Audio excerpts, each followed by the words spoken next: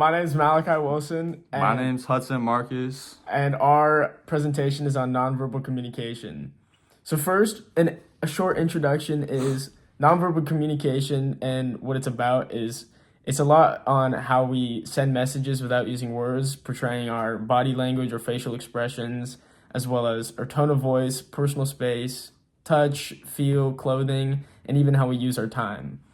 Nonverbal communication is really important because it's ranked number two in the communication skills, and according to Albert Merabian,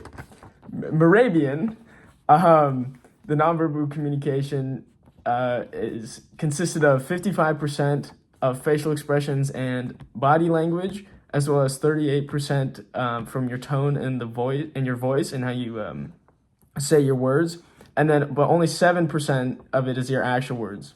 So like if someone says I'm fine while rolling their eyes or like having body language that shows that they're disinterested or upset, it can completely switch the meaning of the actual words. If you're like, "Oh, I'm fine," or and then, "Oh, I'm fine," it can portray two different things.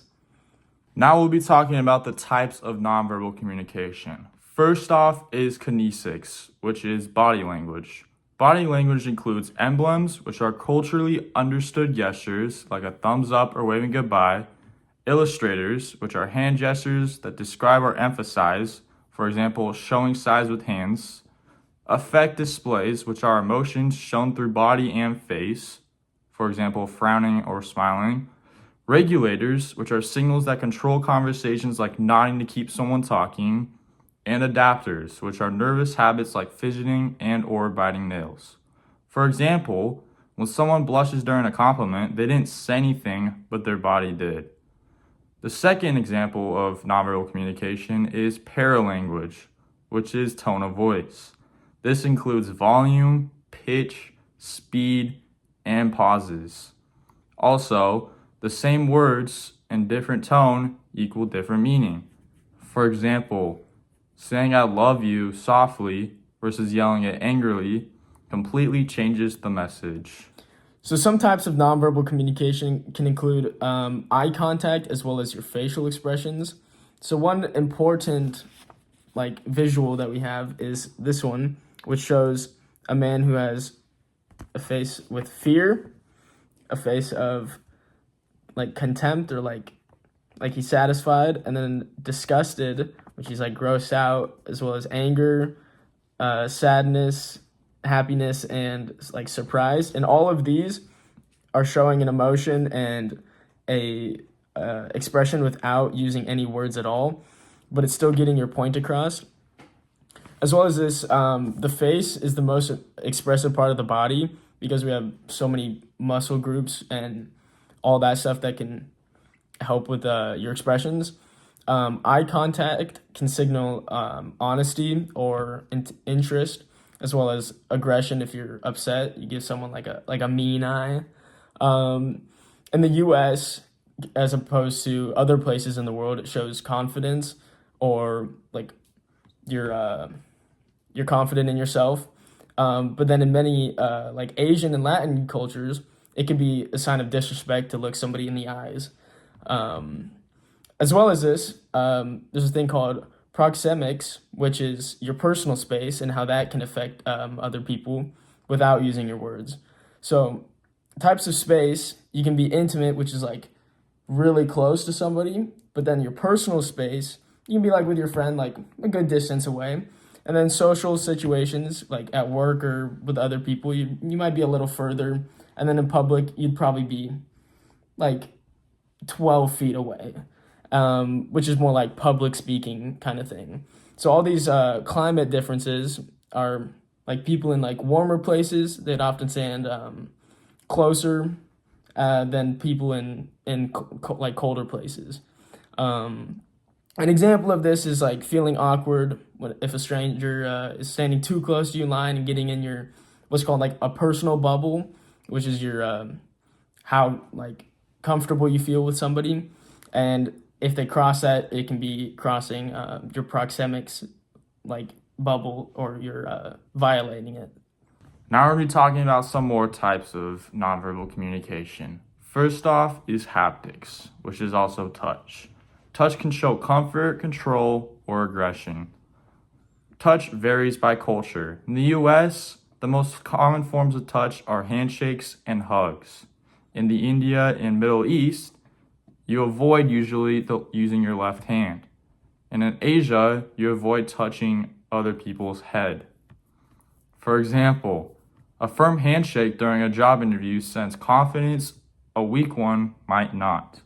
Some examples of nonverbal communication include facial expressions, gestures, body movements,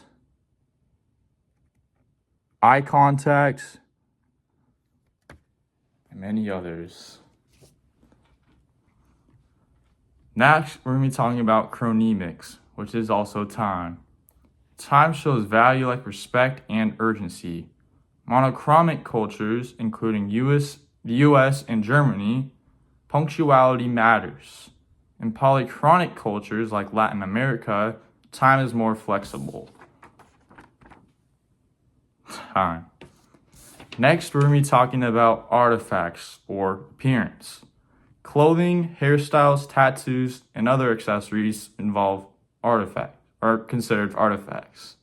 Some examples of this are a judge's robe, a business suit, or even a casual hoodie. Each creates different impressions, difficult without saying a word. Some different styles, giving off different types of impressions. One function of nonverbal communication allows us to connect to other people, but through this we can use repeating. If somebody doesn't hear what we're saying, we can reiterate what was said before, as well as contradicting, which is like when you say the opposite of words and they kind of like go against each other. Substituting replaces words entirely, kind of like if like what we previously mentioned, like if you give somebody a death stare, it means something without them actually saying it. Complimenting is like enhancing some words that you say. So if you like gave somebody a hug while saying I missed you, it can increase the impact that it has on that person. Accenting adds emphasis. So if you emphasize one specific word in a sentence, for example, like I said no, that implies that the no is the main part of that sentence. Regulating also can control the flow of the conversation. And if you use your body to portray what you're trying to say, if you look at like your watch, then you're like, oh shoot, it's time to get out of here. I got a meeting to go to. Then that can show something else for what you're trying to portray with just your body language. As well as this can include gestures, which are like if you give somebody a thumbs up, if you give them a handshake, and if you put your hand to your mouth, you'd be telling them to like be quiet if you're in a quiet situation like a library without you even having to say it.